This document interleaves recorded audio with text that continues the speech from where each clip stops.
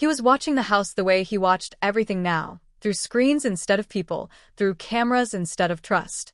24 cameras blinked softly in the dark of his private office, each one showing a different corner of the mansion. Ethan Blackwood believed cameras were honest. They didn't make promises they couldn't keep. They didn't leave. They didn't die. After everything he had lost, that mattered more than anything. It was just after midnight when his heart stopped. Camera 11. The playroom. The twins sat there in their wheelchairs, small bodies swallowed by blankets, heads bowed from exhaustion. For years old, yet carrying a silence that didn't belong to children. And between them, kneeling on the floor, was the new maid. She wasn't cleaning. She wasn't organizing toys. She wasn't doing the job he paid her for. She was holding their hands, both of them, her head lowered, lips moving without sound. Ethan leaned closer to the screen, his breath shallow. She was praying, not loudly, not like someone performing faith, just a whisper meant for God alone. And then she began to hum. Soft. Careful. A melody that crept into the room like a ghost. His fingers loosened around the coffee mug in his hand. It slipped, shattered against the marble floor, and he didn't even flinch. Because he knew that song. He hadn't heard it in 3 years. Not since the night they buried his wife. That lullaby had only ever lived in one voice. And the woman humming it was standing very much alive in his house. Everything Ethan Blackwood thought he knew about the maid was a lie. The Blackwood mansion was enormous, expensive, and cold. Built of glass and stone and money, it was meant to be a monument to success. But inside, it felt like a place where sound went to die. Before the accident, this house had been alive. 2 identical boys racing down hallways, laughing too loudly, crashing into furniture while their mother scolded them and smiled at the same time. Ethan used to complain about the noise. Now he would have given anything to hear it again. The night of the crash had erased all of that. Rain, slick roads. A twisted car. Fire and smoke and sirens tearing through the dark. Lily's hand slipping from his as doctors rushed past him. Noah and Lucas pulled from the wreckage alive, breathing, crying, and broken. The words the doctors used felt unreal. Spinal trauma. Permanent paralysie. Lifelong care. Ethan heard them, but they didn't settle until the funeral, when he stood over Lily's grave with 2 wheelchairs beside him and realized his world would never return to what it was. Something inside him closed that day. Not violently. Quietly. He stopped trusting people. Nannies sold stories. Caregivers stole medication. One disappeared, overnight without warning. Each betrayal reinforced the same truth in his mind. People were temporary. Control was the only thing that stayed. That was when the cameras went in. Every hallway. Every doorway. Every room where his sons lived. Watching became his way of surviving. So when the agency sent the new maid, a woman named Clara with a small suitcase and eyes that carried too much sadness, Ethan didn't ask questions. He handed her contract, pointed out the cameras, and reminded himself she was just another risk to manage. For the first week, she was invisible. She worked quietly, efficiently, never crossing boundaries. Ethan watched her constantly, waiting for the moment she slipped, for proof that she was like all the others. But she never gave him one. Not until the night she sang. The next morning, fear pushed him into a place he hated. He went into her room while she was downstairs. He told himself it was for safety. He searched drawers, the closet, the bedside table, until his hand froze on a small photograph hidden beneath folded clothes. It showed a wrecked car on a dark road, emergency lights staining everything red and blue. A younger Clara knelt beside the twisted metal, wearing a paramedic uniform, her face hollow with shock and exhaustion. Ethan turned it over with shaking hands. On the back, written neatly, were words that made his chest tighten. The night God asked me to keep a promise. He sat down hard on the edge of the bed, the photograph trembling in his grip. The humming, the prayer, the lullaby. None of it was coincidence. Somewhere deep inside him, a truth he wasn't ready for began to surface, terrifying and impossible all at once. Because if Clara had been there that night, if she had seen what he had lost, then her presence in his house wasn't random. And that meant his carefully controlled world was about to break open. The night didn't let Ethan sleep. It sat on his chest like weight, pressing down harder every time he closed his eyes. The photograph stayed on his desk, turned face down, like it might burn him if he looked at it too long. Clara moved through the house the next morning the same way she always did, quiet, careful, almost apologetic for taking up space. If she noticed the way Ethan's eyes followed her through the cameras, she didn't show it. He watched her in fragments. Camera 4 in the kitchen as she prepared breakfast for the twins, cutting toast into small, careful pieces, arranging fruit without being asked. Camera 7 in the playroom as she adjusted Noah's blanket when he shivered, her touch light, respectful. She spoke to them softly, not the exaggerated cheer most caregivers used, but something gentler, as if she understood that loud kindness could hurt just as much as silence. Ethan told himself it meant nothing. He told himself coincidences happened every day. But the song wouldn't leave him. Neither would the handwriting on the back of that photograph. By mid-morning, his control began to crack in ways he didn't recognize. His hands shook as he poured coffee. His chest felt tight, like the house itself was closing in. He pulled up the accident reports again. He had read them all before, dozens of times, memorizing details as if understanding them would somehow change the ending. Date. Time. Location. Rain-slicked highway. 1 fatality. 2 minors with spinal injuries. But now he wasn't reading like a grieving husband. He was reading like a hunter. He scrolled past headlines and official statements until he reached the emergency response logs. First responders arrived within minutes. 2 ambulances. 1 fire unit. Names followed. Paramedics. EMTs. Nurses. Ethan's breath caught when he saw it. Clara Reyes.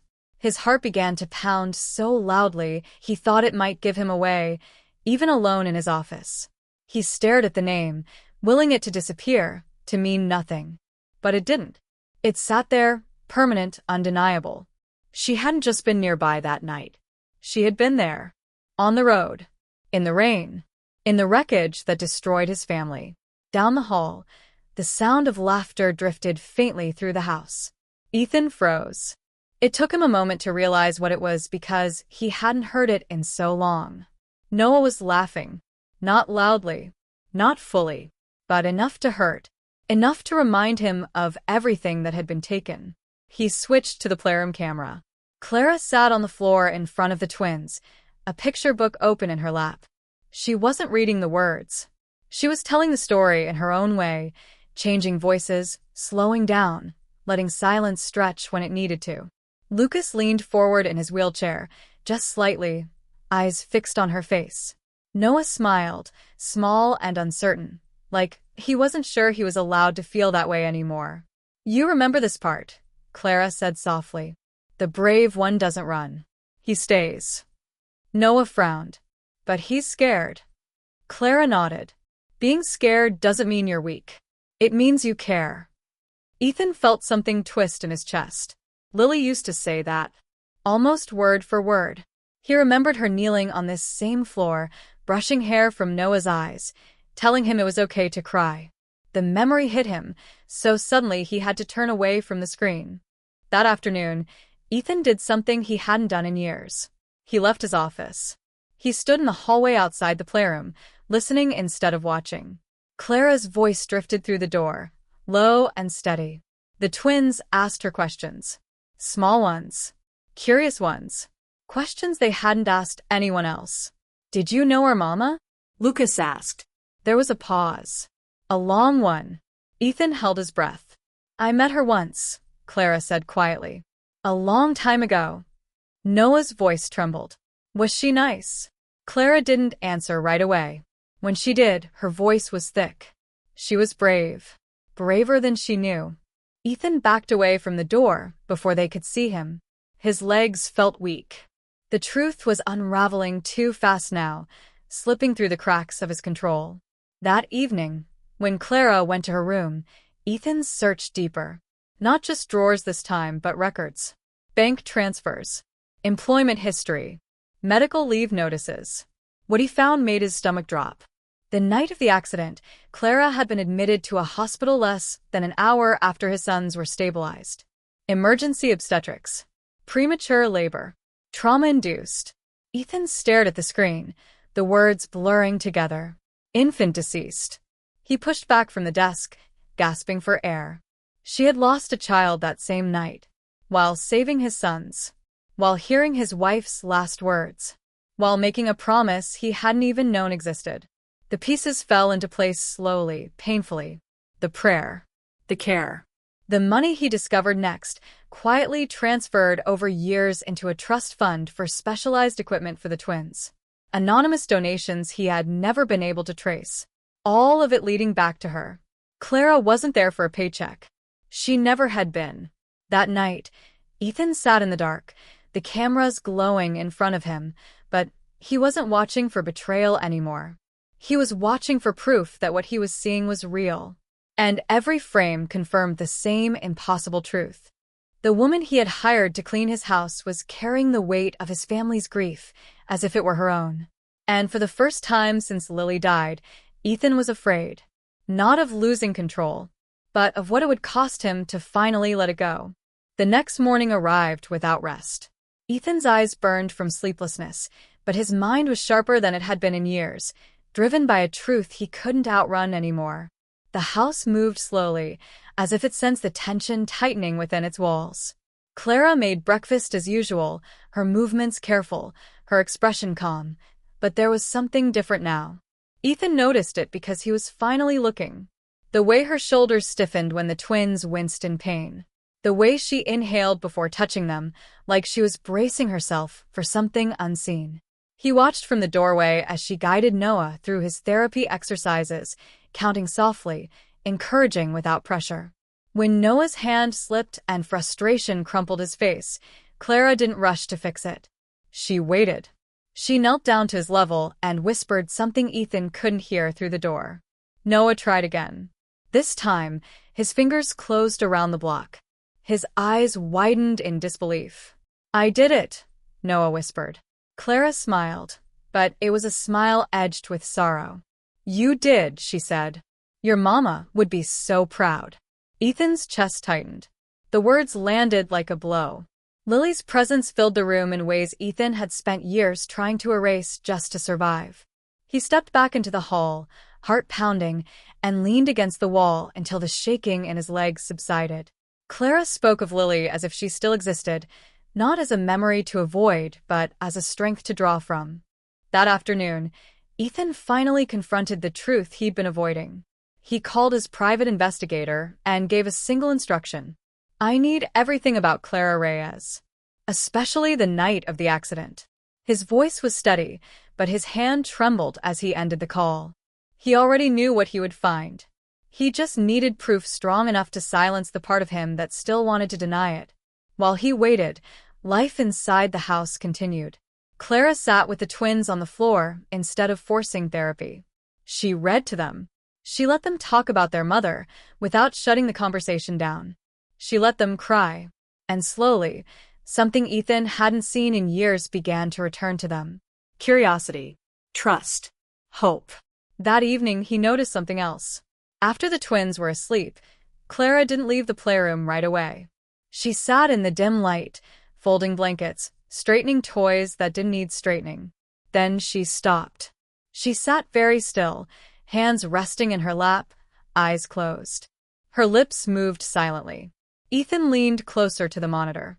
She was praying again, not asking for anything, not bargaining, just whispering names.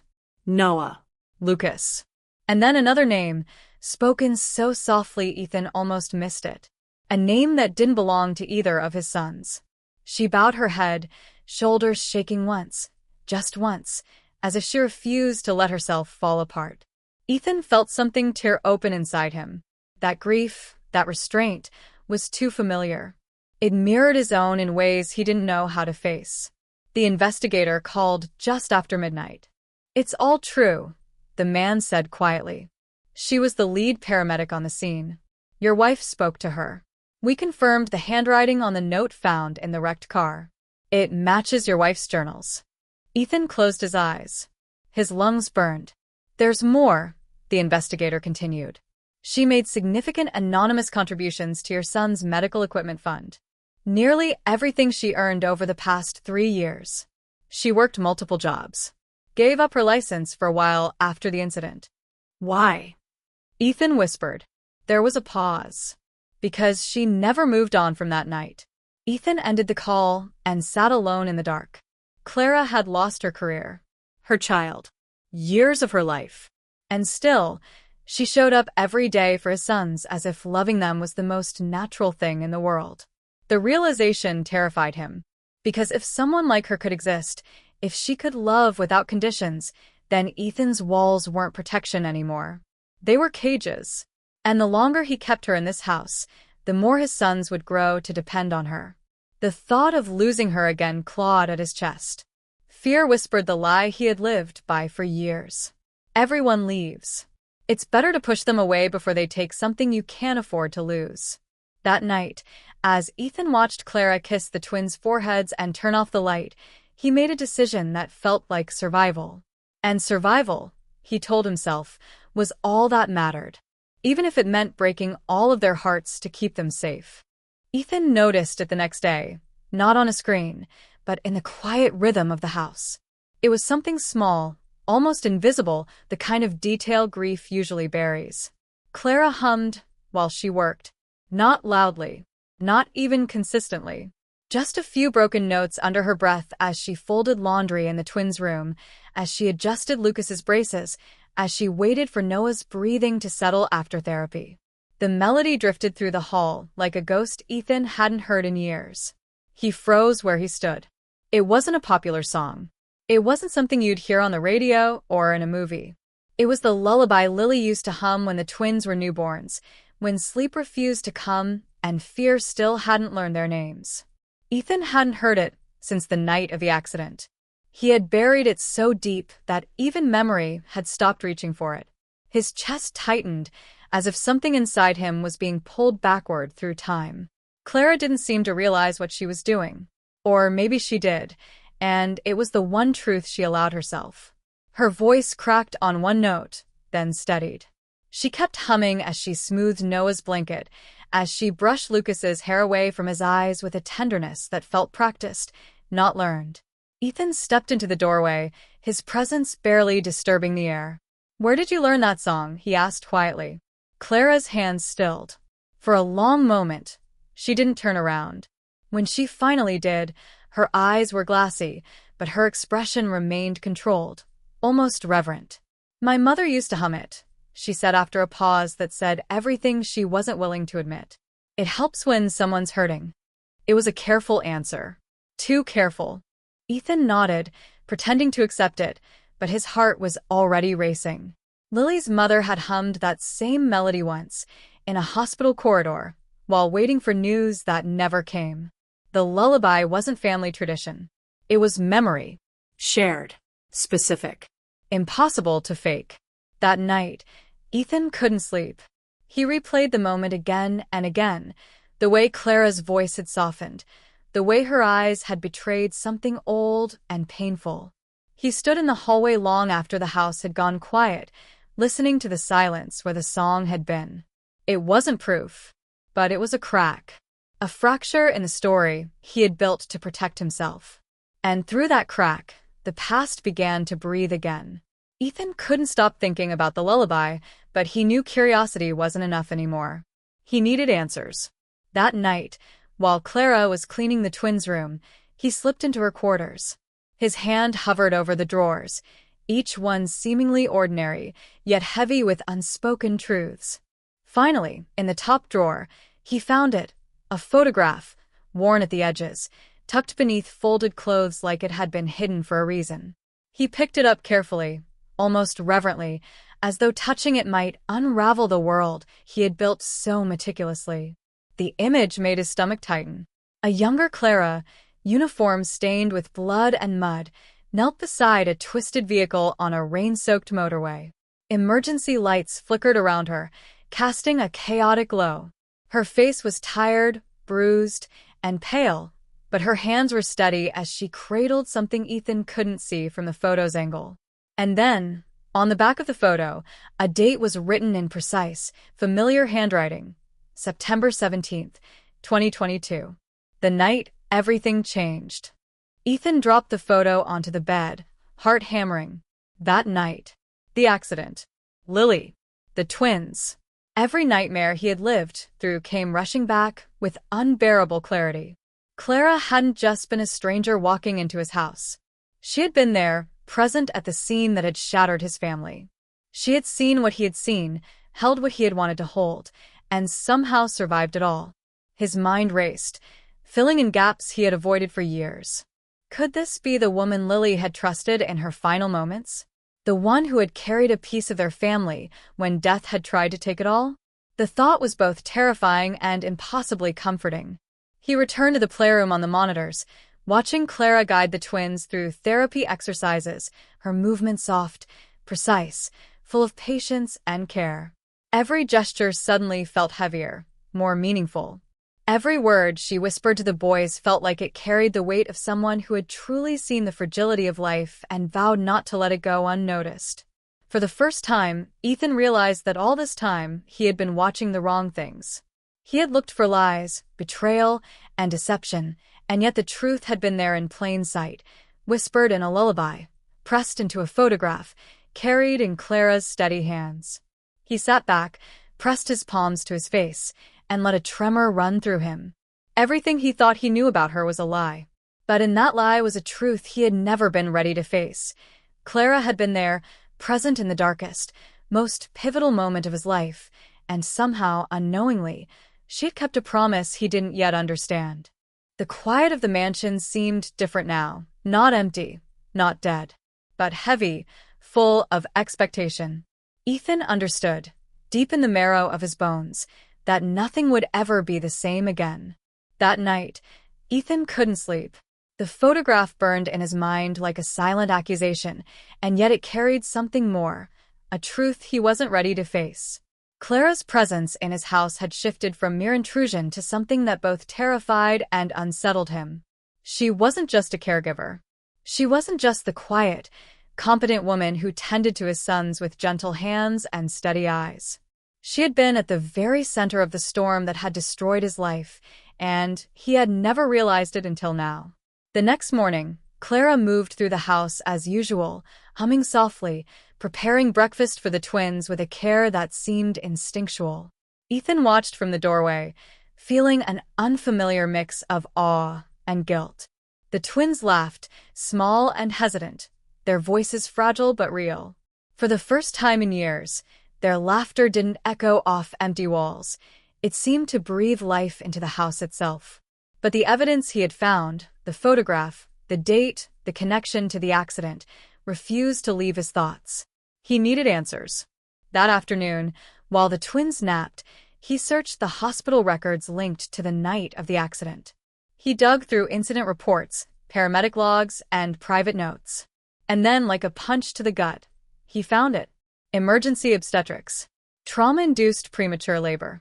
A baby that hadn't survived. Clara had been 6 months pregnant that night. She had lost her child while saving his sons. Ethan sank into a chair, heart hammering, mind reeling. The realization struck harder than anything he had felt since the accident. She hadn't just been involved in the rescue. She had sacrificed everything. Her career, her health, her child. And she had come here, into his home, not for recognition, not for sympathy, not for money, but because she had made a promise. A promise to a dying woman. To Lily. He tried to process the magnitude of it. Every transfer of money he had traced to the twins' trust fund. Every overtime shift, every scrimped expense, every private effort to ensure his sons had what they needed. It had all been Clara. She had been preparing, saving, making sure Noah and Lucas had the best care, even before she walked through his door.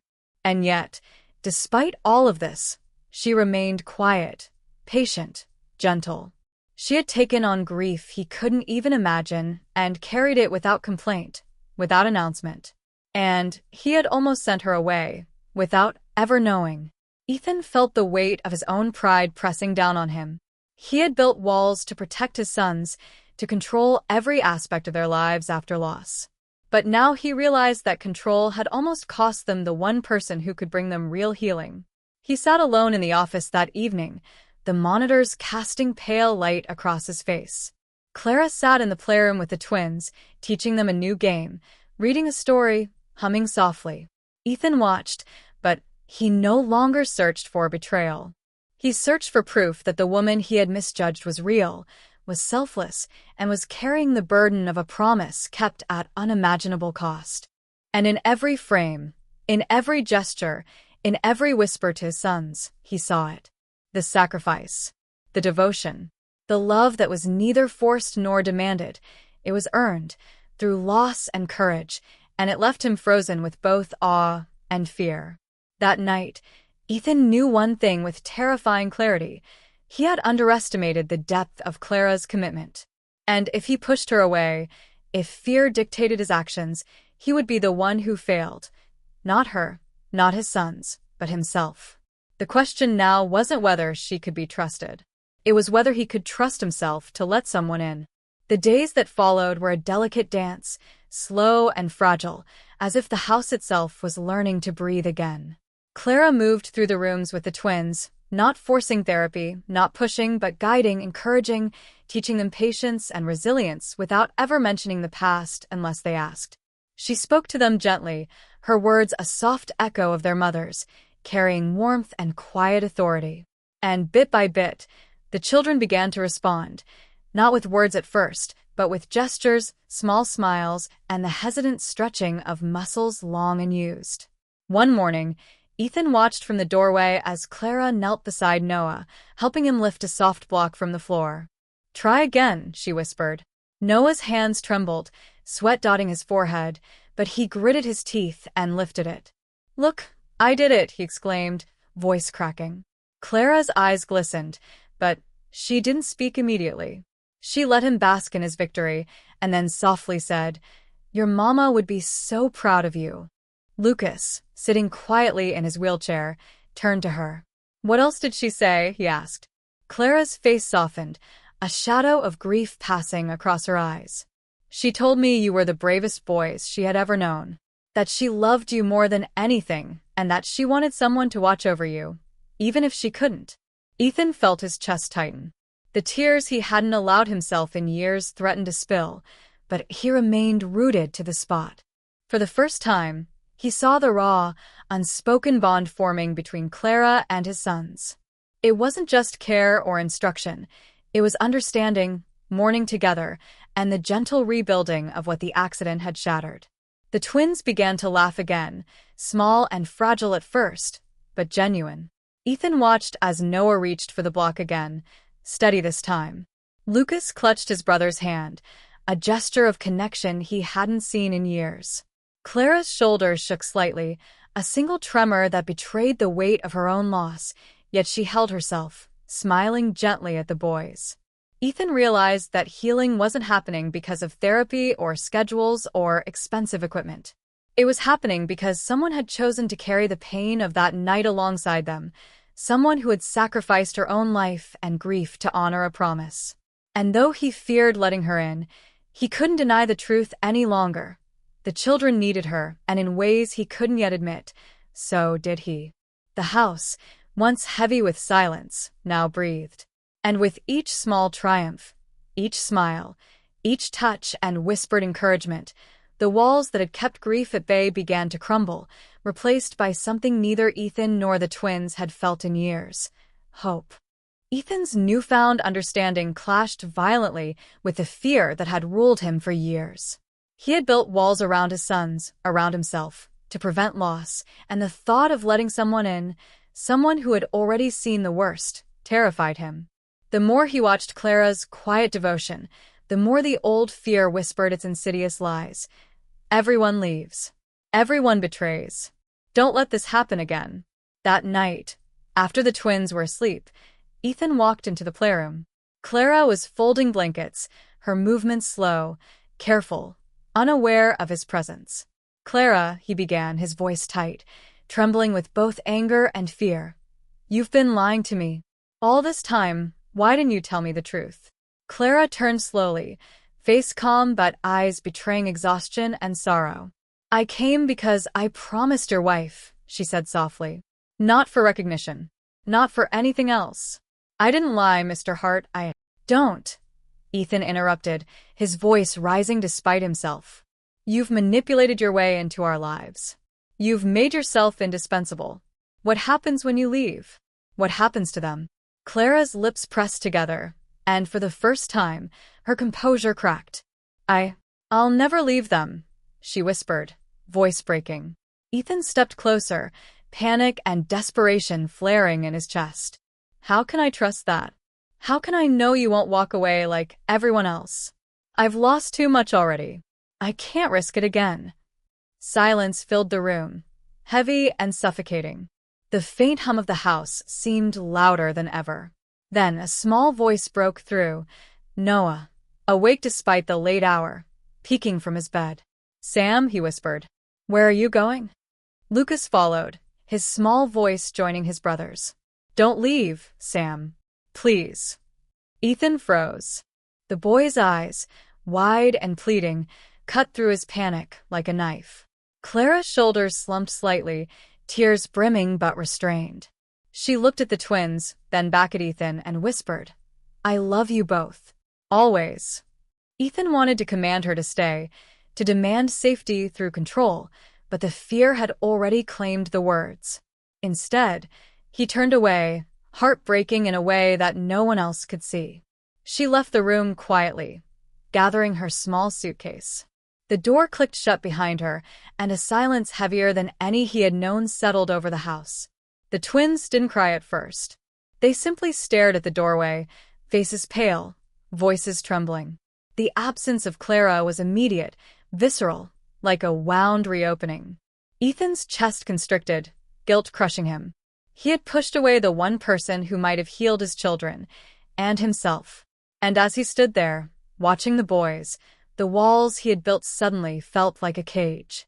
He realized with a gut-wrenching clarity that fear had become betrayal. He hadn't protected them. He had abandoned them.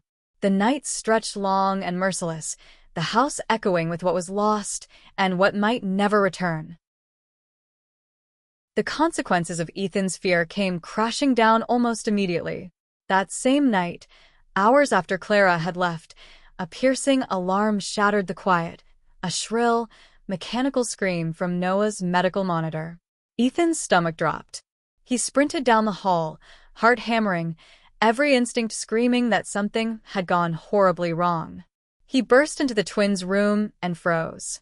Noah's face was blue-tinged, body limp in the wheelchair, chest barely moving. Lucas was screaming, voice raw, shaking Ethan's arm. Daddy, Daddy, help him. Ethan's mind went blank. Panic clawed at him. Every technique he had been taught, every doctor's instruction, every emergency drill he had obsessively reviewed over the years, none of it mattered in the face of this. His hands trembled violently as he grabbed Noah, trying to keep him upright, trying to force air into lungs that refused to move. Frantically, he reached for the phone. He didn't dial 911. He didn't call the hospital. He dialed Clara. Every ring felt like an eternity. Then her calm, firm voice came through. Ethan? Noah, he's not breathing. I can't, his voice broke, choking on terror and guilt. I'm on my way. Stay with him. Keep him on his side. Within minutes, the front door slammed open. Clara rushed in, hair undone, coat thrown over her shoulders, eyes wide but controlled, hands already moving with precise, trained urgency. Move, she commanded softly, but every word carried authority that brooked no hesitation. Ethan stepped back, powerless, as Clara cradled Noah, tilted his head, cleared his airway, and began rescue breaths.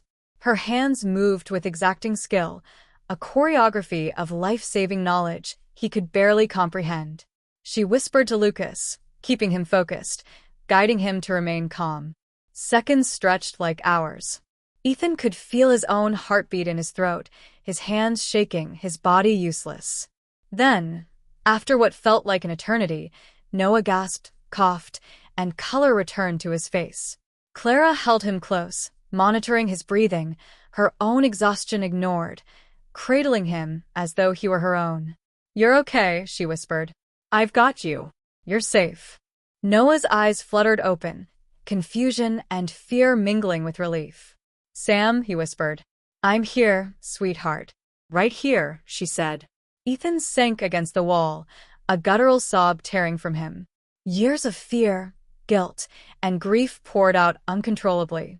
He realized then, in the raw, unforgiving clarity of the moment, that his control had been an illusion. Safety had never come from walls or cameras. It had come from love, Clara's love, brave enough to show up, even after being pushed away. The ambulance arrived shortly after, paramedics taking over with respectful acknowledgement of Clara's skill. Ethan watched, broken, humbled, his mind replaying every moment of the past months. And through it all, he understood a painful truth. He had almost destroyed his children by trying to protect them alone. Clara had returned when it mattered most, keeping her promise in the only way that counted. And in the silence that followed, Ethan finally understood. Love, not control, saves lives. The following morning, the house felt fragile, almost suspended in time. Noah slept fitfully, Lucas clinging to his brother's hand, both boys pale but alive. Ethan sat in the corner of the hospital corridor, body slumped, heart still hammering from the night before. Clara sat a few chairs away, exhausted, still in her pajamas, hands folded in her lap, eyes heavy with sleeplessness, but her presence radiated calm. Ethan couldn't stop looking at her. The realization hit him like a tidal wave. She hadn't come to manipulate or deceive. She hadn't come for reward or recognition. She had come to fulfill a promise made to a dying woman, to honor a trust that had been handed to her in a moment of ultimate despair. And she had done it, at the cost of her own child, her own grief, and everything that should have belonged to her. He approached slowly, words trapped in his throat. "You saved his life," he whispered, voice breaking under the weight of what he'd seen. Clara met his gaze, tears faintly glimmering in the corners of her eyes. "I kept my promise," she said quietly, voice steady despite exhaustion. "I always will." Ethan sank beside her, head in his hands. "I don't know how to do this. I don't know how to trust people. I don't know how to let someone in without feeling like I'm losing control of everything." Clara's gaze softened. "Control won't keep them safe, Ethan. Love will." He swallowed, throat tight, eyes filling. "I said terrible things to you. I was scared. And I'm still scared," he admitted. "So am I," she whispered. "Every single day. But I'm here anyway." The tension between them softened. A fragile truce formed not from words, but from the raw acknowledgement of fear, grief, and unspoken devotion. For the first time, Ethan saw clearly that the life-saving intervention of the previous night was not just about skill or luck. It was the culmination of sacrifice, devotion, and faith. When the doctors finally cleared the twins, Ethan guided Noah and Lucas into the same room.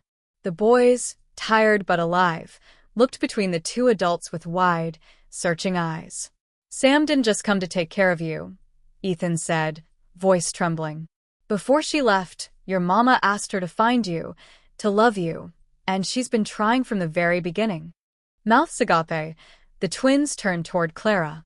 The understanding that had been missing for years finally settled in their hearts. And in that moment, Ethan realized the true depth of what had been sacrificed, the devotion that had quietly rebuilt what tragedy had tried to destroy, and the courage required to be both human and divine in one quiet, selfless act. Clara reached out to them, kneeling beside the beds. "I lost my daughter the night I pulled you from that wreck," she told the twins softly. "But your mama gave me the greatest gift. She gave me you." The boys, trembling, reached for her. Ethan watched from the corner, feeling both awe and humility. Finally, after years of fear and grief, he began to understand that sometimes the answer to prayer arrives not in the way we expect, but in the presence of someone willing to love without conditions, even when the cost is unbearable. Ethan sat alone that evening, the quiet of the house pressing in around him, thick and unyielding. For weeks, he had clung to control, cameras, schedules, constant observation, believing that walls and vigilance could protect his sons from the world. And yet, in the last 24 hours, he had seen the truth with painful clarity. Control had done nothing. It had isolated them, kept them from healing, and nearly cost Noah his life. Clara's selfless intervention had shattered every preconception he had built around safety and trust. She hadn't come for him, hadn't come to manipulate or deceive. She had come because love and promise compelled her, because faith had given her courage to enter a house full of fear and grief. And she had acted without hesitation, without expectation, even when the cost to her had been unimaginably high. Ethan finally understood protection was not about surveillance. Security was not measured in cameras or contracts. Real safety came from connection, from hands willing to hold, hearts willing to sacrifice, and love willing to risk everything. He had spent years clinging to fear, building walls that kept grief at bay, but also blocked hope. And now he realized the terrifying, liberating truth: he could no longer hide behind control. He rose from his chair and walked to the twins' room, stopping just outside the doorway. Clara was there, kneeling beside Noah and Lucas, reading softly, her voice carrying the same gentle authority that had guided them through every step of recovery. Ethan watched as she helped them laugh, as she held their hands, as she coaxed courage from tiny, fragile bodies. His chest tightened. He had tried to protect them by keeping everyone out, but it had almost destroyed them.